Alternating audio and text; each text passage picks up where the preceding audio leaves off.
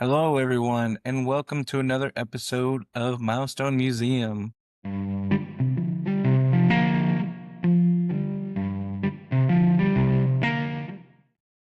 All right, let's move on to the anniversaries and celebrations we are going to celebrate. All right, first up in 2016, this week we have the celebration of movies and TV shows, video games released between February 8th through the 14th. First up for movies, we have Deadpool, released February 12th, 2016, starring Ryan Reynolds. It was a major blockbuster hit. I watched this one in the theater and it was so funny. It was great to see Colossus, get a lot of screen time because before that we didn't really see him. And Negasonic Teenage Warhead, she was great too. We also have Zoolander 2, the long-awaited and very blue-steeled sequel, also turns 10 this week. I'll be honest, I've never seen any of the Zoolanders, but I know the memes. The Frappuccino scene, absolutely great. And yeah, next up we also have How to Be Single, released February 12th. The Dakota Johnson and Rebel Wilson rom-com hit theaters just in time for Valentine's Day 2016. Right on. I didn't catch that one. There's probably one movie at the time and it was Deadpool for me. Video games, we have Firewatch, released February 9th. Campo Santo's atmospheric mystery set in the Wyoming wilderness remains a masterclass in narrative and design and color palettes. Right on. Unravel, February 9th. The adorable physics-based platformer starring Yarny, the creature made of red yarn, captured the hearts 10 years ago. I never played that one.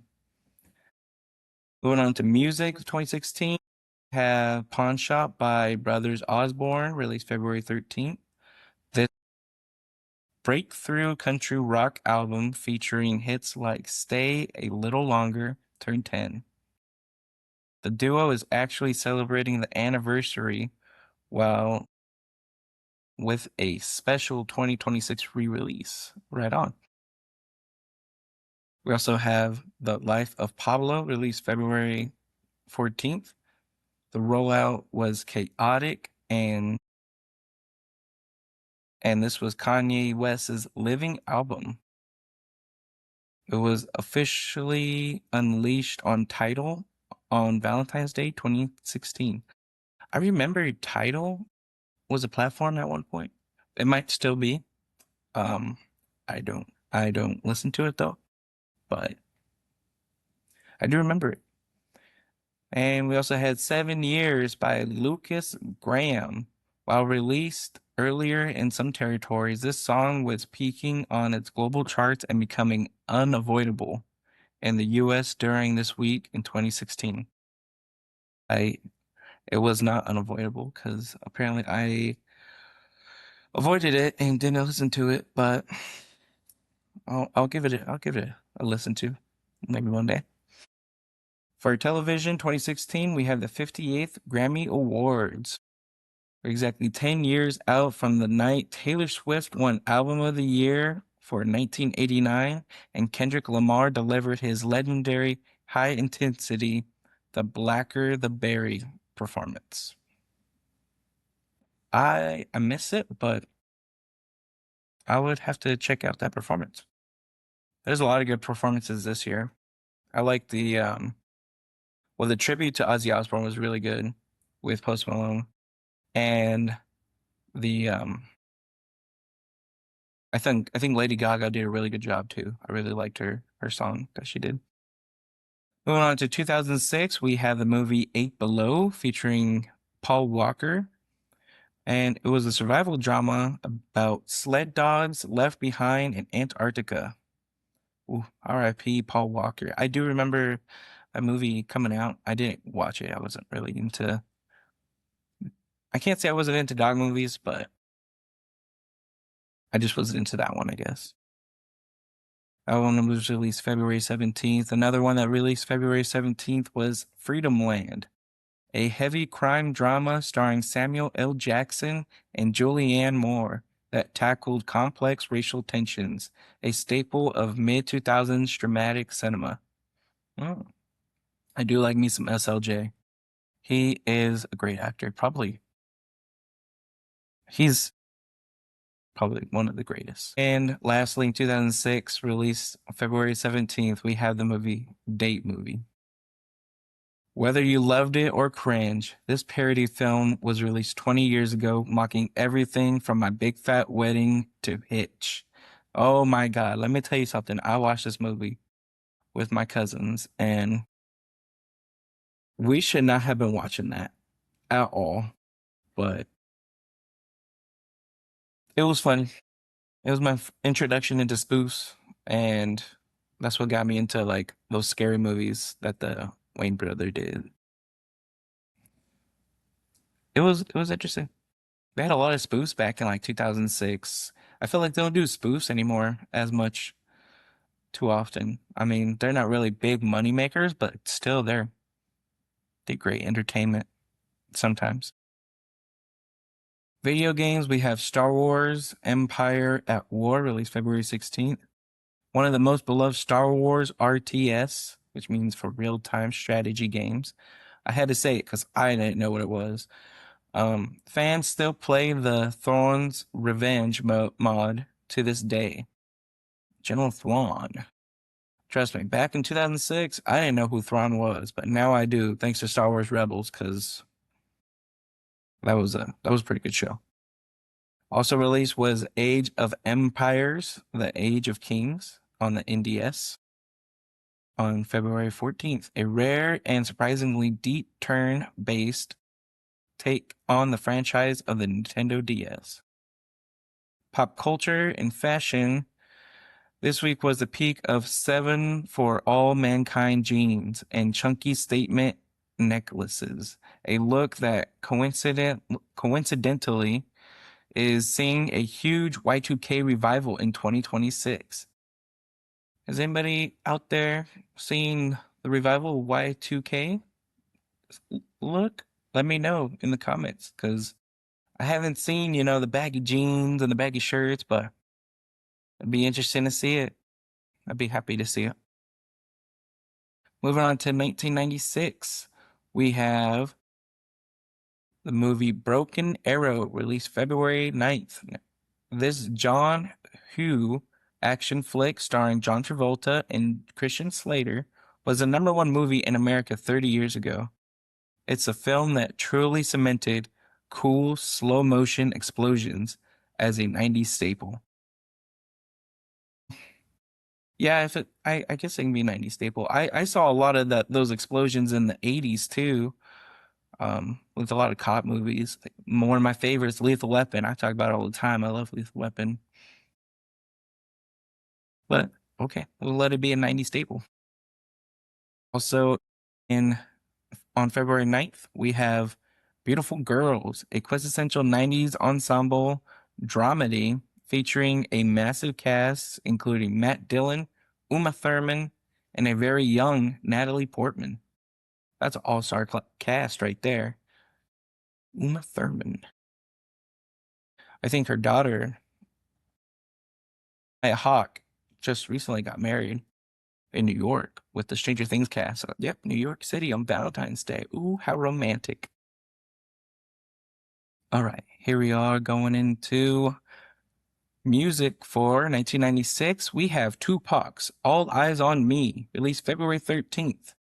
One of the most significant milestones in music history. This was the first ever solo rap double album featuring hits like California Love and How Do You Want It. It defined the West Coast sound and turns 30 years Valentine's Day. Wow, I do like How Do You Want It? Yeah, he had a lot of good songs on that album. I also watched the movie too, All Eyes on Me. Yeah, that was a good one. Also, music, we have The Refugees, released their album The Score, released on the same day as Tupac's epic album. This album introduced the world to the powerhouse trio of Lauryn Hill, Wyclef Jean, and Praz. Sorry if I butchered those names. Their cover of Killing Me Softly would soon become unavoidable. Oh, yeah, I do know that song. And they would get a lot of Grammys for that. I think it was like 5 the following year. We'll find out in 52 weeks. Video games, we have Street Fighter Alpha Warrior's Dream, released on Saturn and PS1. The home console ports of this arcade hit was released around this time in 1996, bringing the smoother anime style look of Ryu and Ken to living rooms. I'm gonna be honest, I'm a Mortal Kombat guy, not a Street Fighter guy, but that's just the way I am. Although I think Street Fighter is getting a new movie. I did see some trailers for that. And Mortal Kombat's movie is gonna be coming out soon. I just feel like it's been taking forever. But I'm so ready for Mortal Kombat 2. Pop culture in 1996, we have the 1996 BAFTAs. This week, 30 years ago, the British Academy Film Awards were held. Interestingly, the guest of honor was actually a pig representing the movie Babe, a moment that remains one of the strangest in award history. Aw, I did like that movie Babe. It was one of my Grandma Connie's, like, she had all of them on VHS. It was great. Also, we have the Deep Blue chess match. IBM's Deep Blue computer defeated the world champion Gary Kasparov in a single game for the first time. It was a landmark moment for AI, a topic we are still very much obsessed with in 2026. Yeah, AI's out there. You gotta be careful. I don't have a Terminator poster, but Skynet, gotta watch out. I'm just joking. And also we have Take That disbands on February 13th.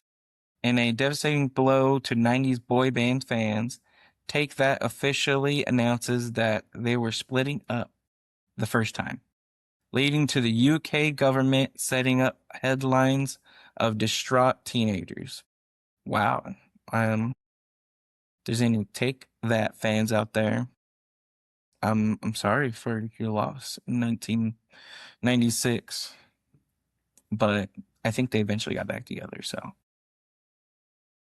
here we go into 1986. We have the movie Wildcats featuring Goldie Hawn, a football comedy that hit the theaters Valentine's Day 1986, celebrating its 40th anniversary. In music, we had the song Kyrie by Mr. Mister. The spiritual tingled rock anthem was the number 4 song in the country this week, on its way to hitting the top spot. And we also have John Lennon live in New York City, released February 10th, 1986. This posthumous live album, recorded at Madison Square Garden in 1972, was released exactly 40 years ago this week. Okay. Right on. Television, we have in 1936, Berlin International Film Festival. The prestigious festival opened 40 years ago this Friday, highlighting the global reach of 80s cinema. I honestly did not know that Berlin even had a film festival. Good for them. I don't think Germany was a big film industry country. Like Italy, the Venice Film Festival, for sure. Italy has a lot of movies and stuff. India, Bollywood, but I didn't think Germany. Interesting. Here we go with also in 1986 we have Frank Zapp on Miami Vice, one of the most iconic guest spots in the 80s TV, first aired 40 years ago this Friday, featuring the legendary Frankie Zappa as a crime boss in the episode Payback? Miami Vice. I haven't got to that one yet. It's on my watch list. Right now I'm in MASH, so I'm working my way through that. I finished Golden Girls. I'm in MASH. Miami Vice. I'm coming for you. 40th birthdays. We have Amber Riley, the powerhouse singer and Glee star. I think she played. Was it Mercedes? Please don't come at me, Glee fans, but I'm pretty sure her name was Mercedes. Happy birthday. Moving on to 1976, we have the movie The Killing of Chinese Bookie, released February 15th.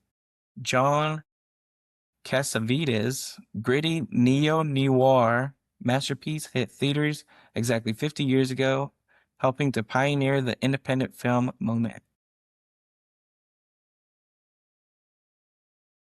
And 50th birthdays, we have Brandon Boyd, the singer of Incubus, turns 50 years old. And Charlie Day turned 50 years old. You guys know Charlie Day from Always Sunny in Philadelphia. Also played in Horrible Bosses. I really liked him in that one. He also had a good movie called, well, I haven't seen all of it, but it was called Fist Fight with Ice Cube. Yeah, Charlie Day. Get it, brother. Happy birthday. 1966. We have movies starting off with Made in Paris, released February 9th, 1996, a romantic comedy starring Anne Margaret and Lois Jordan, capturing a high fashion obsession of mid 1960s. The 1960s, they had some style back then. 60s, 70s, I just love the style of fashion they had back then. Next up, we have Drop Dead Darling, released February 12th. Known as Arrivederci Baby in some regions, this dark comedy starring Tony Curtis turned 60 years old this Thursday. Ooh, okay. I didn't know it went by another name. Honestly, I didn't even know this movie existed, but I do like Tony Curtis. I gotta thank him because he brought us Jamie Lee Curtis. I love Jamie Lee Curtis. Um, I do like his. I've only seen one Tony Curtis movie, and it was Some Like It Hot with Marilyn Monroe and John Lennon. John Lemon. Yeah, that's one you guys should definitely watch if you're looking for something to watch. We also have The Rare Breed, released February 2nd, starring Jimmy Stewart. This Western was a box office staple 6 years ago. And movie buzz, we have audiences were flocking to see The Ghost and Mr. Chicken, starring Don Knotts, and the spy thriller Our Man Flint, both of which were major hits in February. Okay, maybe we'll go over those another week. We'll see. Music in 1966, we have the song Lightning Strikes from Lou Chrissy. This high energy track was famous for its falsetto. Ooh, choir people, don't come at me, but I probably said that wrong. This was the #1 song in America. Also, the Beatles, the Fab Four, were dominating the airwaves with their song Rubber Soul. Sorry, from their album Rubber Soul, with songs like Nowhere Man. Okay. Television, the Rolling Stones were on Ed Sullivan, February 13th. The Stones made a legendary appearance performing Satisfaction and As Tears Go By.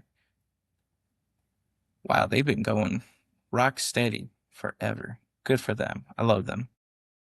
We also have I Dream a Genie and Bewitched at the top of their game. Well, it's pretty interesting, in 1966, people were liking the supernatural stuff. They were like they like spooky season. This is when spooky season was coming a thing, and I love it. Toys, we have Twister. While it launched earlier in the year, mid-February was when Twister began its meteoric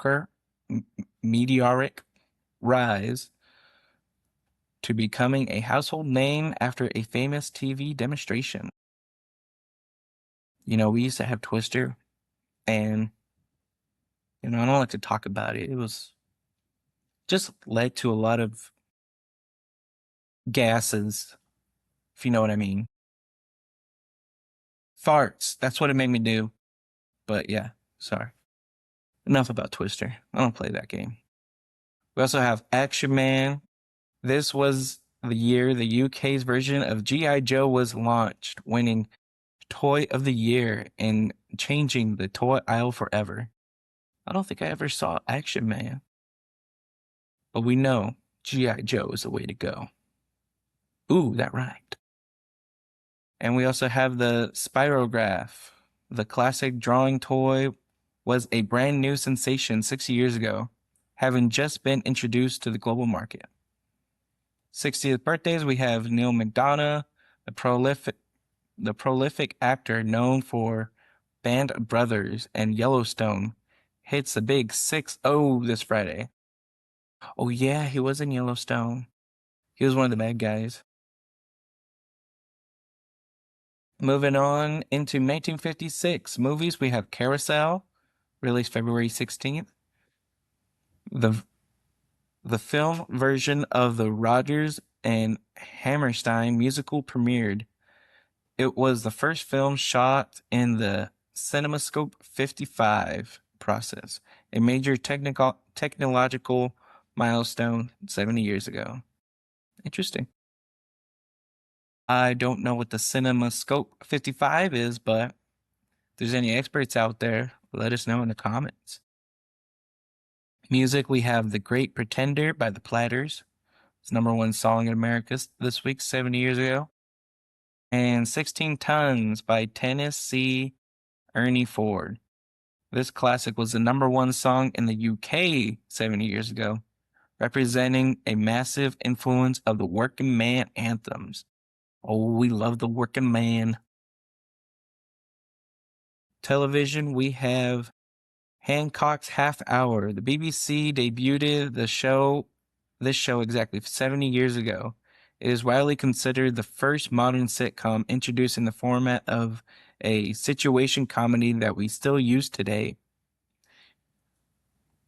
Wow, that's gotta be great. Good for the BBC for being us to sitcoms. 70th birthdays, we have Mookie Wilson, the MLB legend known for the 1986 World Series. And we also have Peter Hook, the legendary bassist of Joy Division and New Order, turned 70 this Friday. I do like both those bands. They have a couple good songs. Joy Division, New Order. I like the New Order song Monday. That has such a good beat to it. Here we are going into 1946 movies. Because of Him, a musical comedy starring Deanna Durbin and Charles Layton, was entertaining audiences 80 years ago. Also, we have Ambush Trail, a classic Western starring Bob Steele, was released during this window, catering to the massive demand for frontier stories in the 1940s. I don't know what it was about the 40s, but we loved Westerns, and there ain't nothing wrong with that. Kind of wish we would do more Westerns now. Music, we have Oh, What It Seemed to Be by Frank Sinatra. This was the #1 song in the Billboard charts. It became one of Sinatra's signature hits of the mid-40s. Also, we have Personality by Johnny Mercer. This upbeat, charismatic track was climbing the charts 80 years ago, eventually becoming one of the most covered songs of the decade. I don't think I've ever heard of that one. None of the covers or the original. Pop culture, the ENIAC, which stands for Electronic Numerical Integrator and Computer, was published at the University of Pennsylvania. It was the world's first general-purpose electronic computer.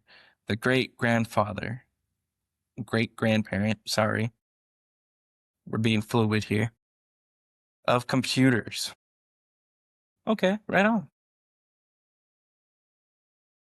Next up, we have the Bikini Atoll relocation. A somber anniversary 80 years ago this Tuesday, the 167 residents of Bikini Atoll were informed they would have to relocate for atomic bomb testing. This event would eventually lead to the naming of the bikini swimsuit later in the year. Wow. I mean, it's somber, but at least we got bikinis out of it. Thank you. Next up, we have Operation War Bride.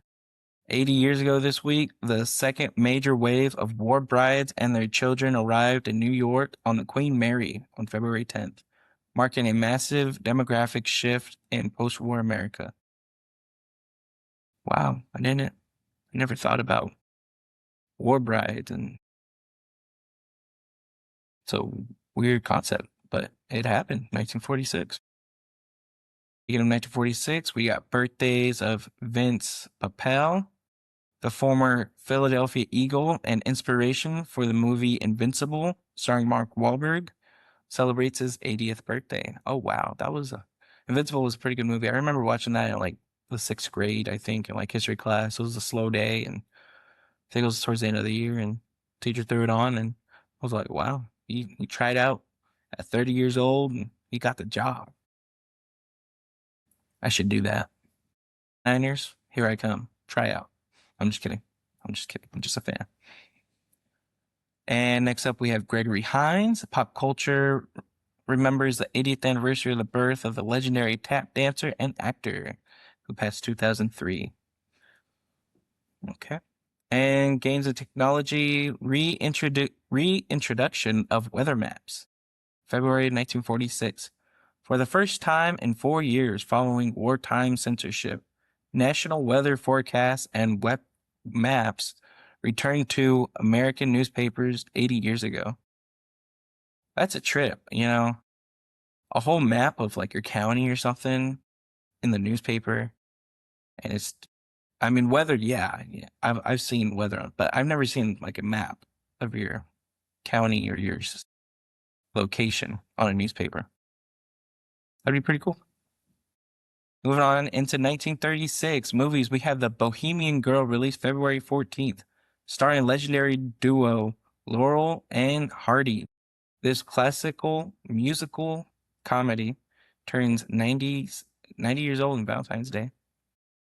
Also, The Lawless 90s on February 15th. A young John Wayne was starring in this Western 90 years ago this Sunday, capturing the era when the Duke was cementing his status as a face of American frontier. Here we go with American frontier again, 30s, 40s, these Westerns. Let's bring them back. Some smoking gun. Also in 1936, we have the NFL Draft. The very first NFL Draft in history concluded just as this week began. Jay Berwinger was the first ever pick. Ironically, he never played a single game in the NFL. Oof. They should have just did what the Philadelphia Eagles did and do tryouts, with people around. They could have found themselves their own Vince Papale. Hey. But, if they didn't do that, we wouldn't have the draft today. It'd be a whole different system. Maybe Niners wouldn't give up 3 picks for a quarterback they never used. Sorry, a little salty about that still.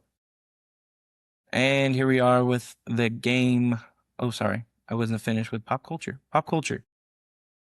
The Volkswagen announcement, February 15th, 1936. The plans to build the people's car, the original Beetle, was officially announced, eventually leading to one of the most iconic car designs in history. I didn't realize the Volkswagen was that old. Well, I mean, it was an announcement, but still, like they're announcing it in the 30s. I thought it was like the 60s. And this led to the Slugbug game. Legend has it that the game Punch Buggy or Slugbug traces its roots to the 1936 announcement of the Volkswagen, meaning the world's most famous car game ride. is technically celebrating its 90th birthday. Wow. Birthdays, we have Burt Reynolds. Ooh, yeah, Burt Reynolds. Pop culture remembers the 90th birthday of legendary Smokey and the Bandit star. He died past 2018. He also was in the movie All Dogs Go to Heaven. And oh man, I always think about that scene when he's saying goodbye to the little girl. If you know, I don't want to spoil it. Just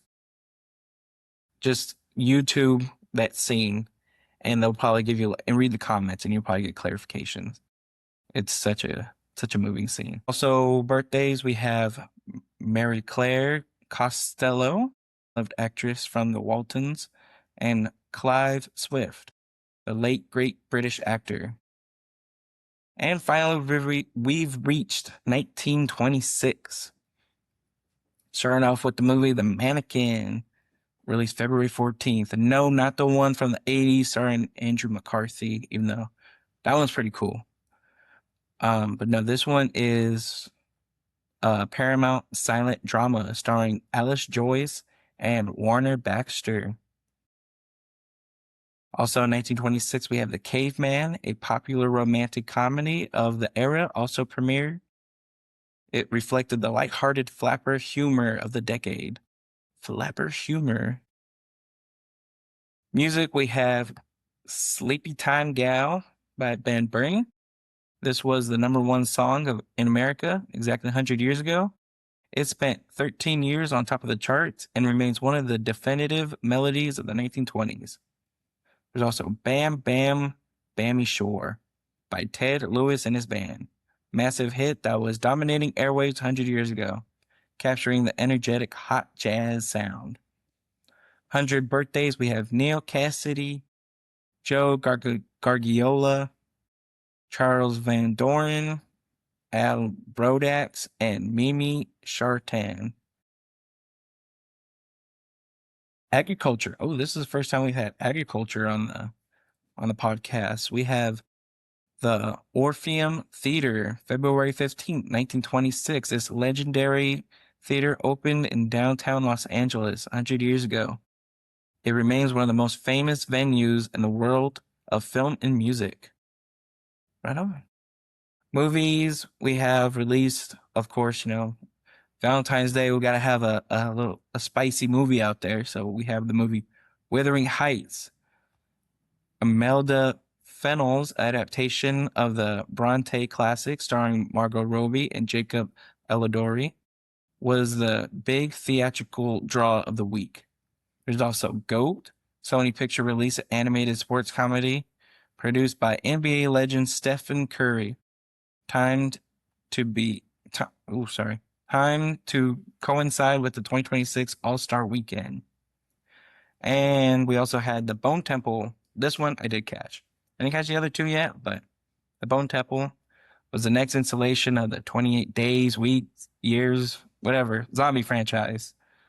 And yeah, it was an interesting movie. Music, we have J. Cole releases album The Fall Off, February 9th. Charlie XCX, Wuthering Heights. She dropped a single for that on that soundtrack for that movie. Also, Metric released her album Romanticize the Drive. There's also a couple new singles, including Thundercats featuring Little Yachty, Arlo Parks, and Big Runga. Pop culture, we said it before with the movie Go. We have the 2026 All-Star Weekend.